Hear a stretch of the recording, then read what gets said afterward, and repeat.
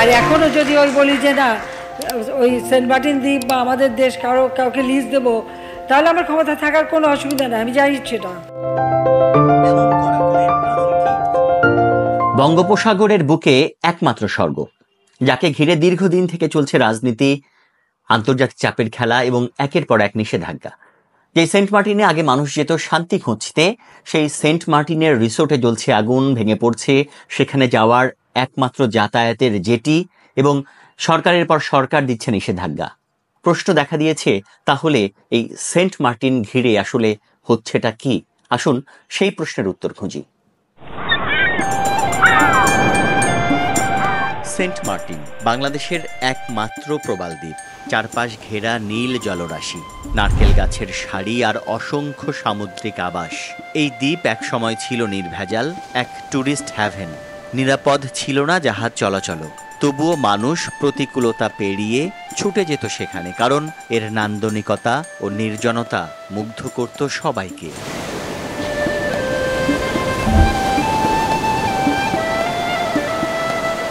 কিন্তু সময় বদলেছে।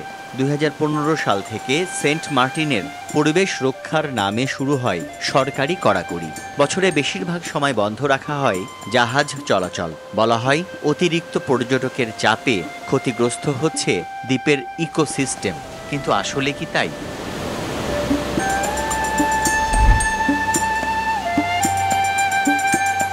সাধারণত বছরের 1 অক্টোবর থেকে 31 মার্চ পর্যন্ত সেন্ট মার্টিন খোলা থাকত পর্যটকদের জন্য। কিন্তু এই বছর 1 ফেব্রুয়ারি থেকে 9 মাসের জন্য সেন্ট মার্টিনের দরজা বন্ধ রেখেছে ডক্টর ইউনূসের সরকার।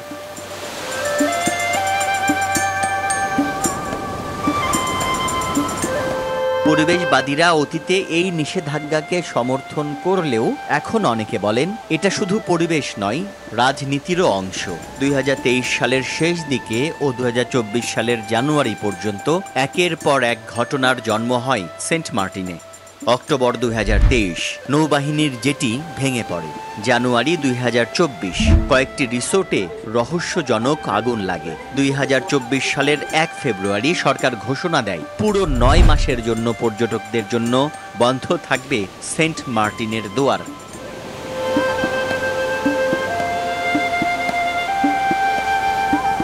যদিও এই সিদ্ধান্ত মানুষকে অবাক করে দেয়, সে সময় অন্তর্বর্তী সরকারের পরিবেশ বিষয়ক উপদেষ্টা সৈয়দা রিজওয়ানা হাসান জানিয়েছিলেন সেন্ট মার্টিনে স্থানীয় জনগণ কেন্দ্রিক পর্যটন করার পরিকল্পনা আছে সরকারের। সেন্ট মার্টিনের জীববৈচিত্র্য রক্ষা করতেই এমন সিদ্ধান্ত বলে জানিয়েছেন পরিবেশ উপদেষ্টা। কিন্তু প্রশ্ন হচ্ছে, অতীতের সরকারগুলোর মতোই সেন্ট মার্টিন ঘিরে এমন কড়াকড়ি কি শুধু পরিবেশ রক্ষা, নাকি এর পেছনে রয়েছে আরো বড় কোনো পরিকল্পনা? সাথে থাকুন, জানানোর চেষ্টা করছি।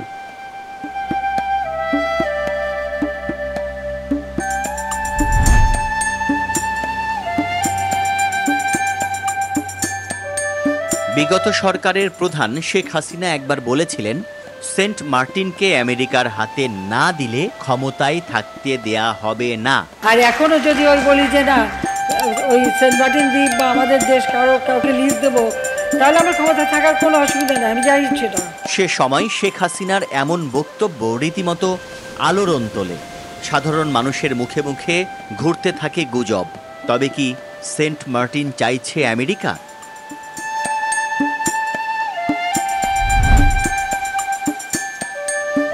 বিশ্লেষকরা বলছেন দ্বীপটি কোরাল বেসড হওয়ায় সেনাঘাঁটি নির্মাণের উপযোগী নয়। তবুও এর ভৌগোলিক অবস্থান অত্যন্ত স্পর্শকাতর। মিয়ানমার, ভারত, মালয়েশিয়া এবং বঙ্গোপসাগরের গভীর নৌপথ সব কিছুর মাঝখানে বসে আছে এই ছোট্ট দ্বীপটি।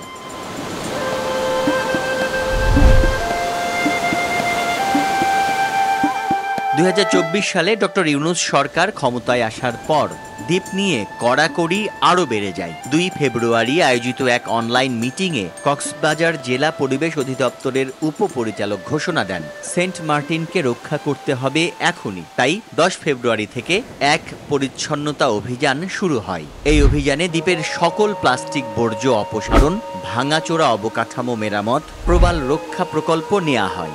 এমনকি দ্বীপে কয়েকটি সেক্টরে ভাগ করে আলাদা আলাদা টিম নিয়োগ দেয়া হয়। কিন্তু প্রশ্ন থেকে যায়, পরিচ্ছন্নতা শেষে কেন এখনো বন্ধ রয়েছে পর্যটকদের ভ্রমণ? স্থানীয়দের অভিযোগ, দ্বীপে পর্যটক যাওয়ার সুযোগ বন্ধ থাকায় পর্যটন জৌলুস হারাতে বসেছে নারকেল জিঞ্জিরা খ্যাত সেন্ট মার্টিন।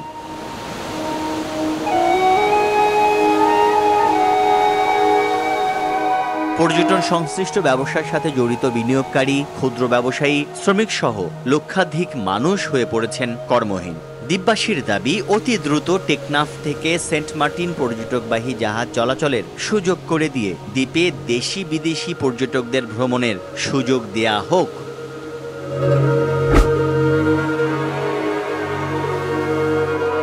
দর্শক, সেন্ট মার্টিন সম্পর্কে ছোট্ট করে কিছু তথ্য দিয়ে রাখি। সেন্ট মার্টিন বাংলাদেশের কক্সবাজার জেলার টেকনাফ উপজেলার একটি ইউনিয়ন। এটি বাংলাদেশের একমাত্র প্রবাল দ্বীপ এবং বাংলাদেশের সর্বদক্ষিণের একটি ইউনিয়ন। এই দ্বীপকে বলা হয় নারিকেল জিঞ্জিরা। সেন্ট মার্টিন ইউনিয়নের আয়তন 1977 একর বা 8 বর্গ কিলোমিটার। 2022 সালের পরিসংখ্যান অনুযায়ী সেন্ট মার্টিনে স্থায়ীভাবে বাস করে আনুমানিক 10,000 মানুষ।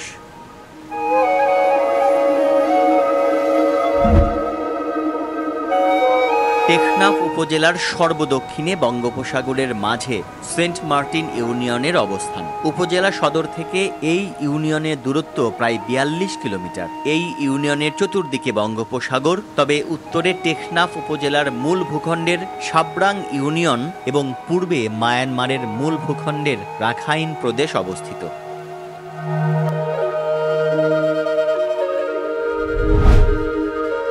এবার জানিয়ে রাখি, সেন্ট মার্টিনের নামকরণ আসলে কিভাবে হলো।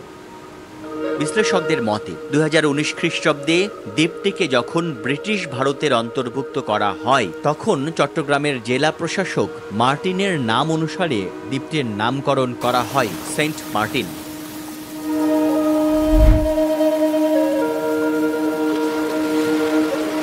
সেন্ট মার্টিন ইউনিয়ন টেকনাফ উপজেলার আওতাধীন 6 নম্বর ইউনিয়ন পরিষদ। এই ইউনিয়নের প্রশাসনিক কার্যক্রম টেকনাফ মডেল থানার আওতাধীন। এই ইউনিয়ন জাতীয় সংসদের 257 নং নির্বাচনী এলাকা কক্সবাজার 4-এর অংশ। এই ইউনিয়নের গ্রামগুলো হলো পূর্বপাড়া, পশ্চিমপাড়া, দক্ষিণপাড়া, উত্তরপাড়া, নজরুলপাড়া, মাঝের পাড়া, ডেইলপাড়া, কোনারপাড়া, গলাচিপাপাড়া ও আশ্রয়ন কলোনিপাড়া।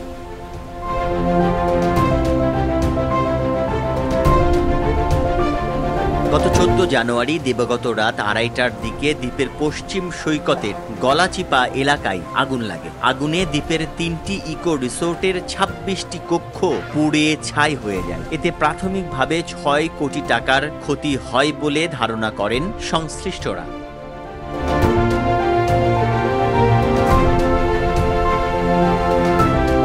ঘটনা তদন্তে 15 জানুয়ারি জেলা প্রশাসকের পক্ষে 5 সদস্যের একটি তদন্ত কমিটি গঠন করা হয়, কিন্তু সেন্ট মার্টিনে লাগা আগুনের ঘটনার তদন্ত এখনো শেষ হয়নি।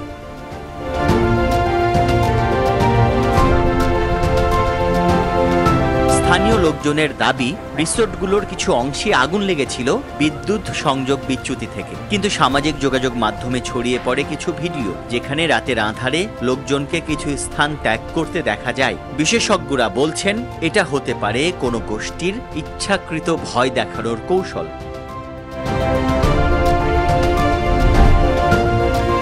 সেন্ট মার্টিনে পর্যটন ব্যর্থতা নাকি কৌশল? বাংলাদেশ ট্যুরিজম বোর্ডের হিসেবে 2022 সালে প্রায় 2.7 লাখ পর্যটক সেন্ট মার্টিনে ভ্রমণ করেছিলেন। এই সংখ্যাটি 2023 সালে কমে দাঁড়ায় মাত্র 1.6 লাখে। তাহলে কেন কমল পর্যটক যাতায়াত? এই বিপুল হ্রাসের অন্যতম কারণ জাহাজ সংকট, উচ্চ মূল্যের হোটেল, নিরাপত্তাহীনতা এবং চলমান নিষেধাজ্ঞা। এই সিদ্ধান্তে সবথেকে বেকায়দায়ী স্থানীয় ব্যবসায়ীরা।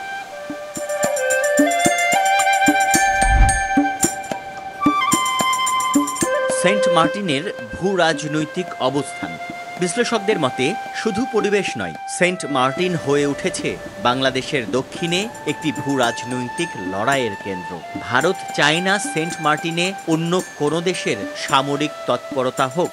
চীনও চাইছে বঙ্গোপসাগরে তাদের প্রভাব বিস্তার করতে, আর আমেরিকার লক্ষ্য ইন্দো প্যাসিফিক অঞ্চলে তাদের প্রতিপত্তি ধরে রাখা। এই ত্রিমুখী টানাপোড়েনের মাঝে পড়ে রয়েছে ছোট্ট এক টুকরো স্বর্গ, সেন্ট মার্টিন। এবার জানা যাক আসলে সামনের দিনগুলোতে কি হতে পারে সেন্ট মার্টিনে। বর্তমান সরকার জানিয়েছে, যদি পরিবেশ পুনরুদ্ধারের অগ্রগতি সন্তোষজনক হয় তবে পর্যটন পুনরায় চালু হবে। তবে নির্দিষ্ট কোনো তারিখ বা সময়সীমা ঘোষণা করা হয়নি এখনো। এটি নির্ভর করবে পরিস্থিতির ওপরে। তবে একটি নতুন পর্যটন মডেল তৈরির কথাও শোনা যাচ্ছে, যেখানে থাকবে নির্ধারিত কোটা অনুযায়ী দর্শনার্থীর প্রবেশের সুযোগ। সমুদ্র পথে নিরাপত্তা তদারকি করবে সরকার। একই সাথে করা হবে স্থানীয় জনগণের পুনর্বাসন।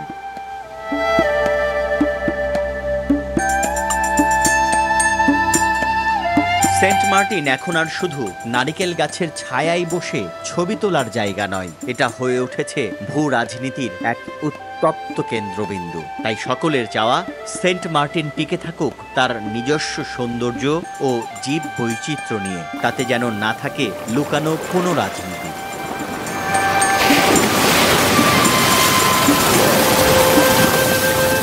আপনি কি মনে করেন, সেন্ট মার্টিনের এই দীর্ঘমেয়াদী নিষেধাজ্ঞা সত্যিই কি পরিবেশের জন্য দরকার, নাকি এর আড়ালে আছে অন্য কোনো কৌশল? কমেন্টে জানান আপনার মতামত। যদি এই ভিডিওটি ভালো লাগে অবশ্যই লাইক দিন, বন্ধুদের সঙ্গে শেয়ার করুন আর সাবস্ক্রাইব করে পাশে থাকুন আমাদের।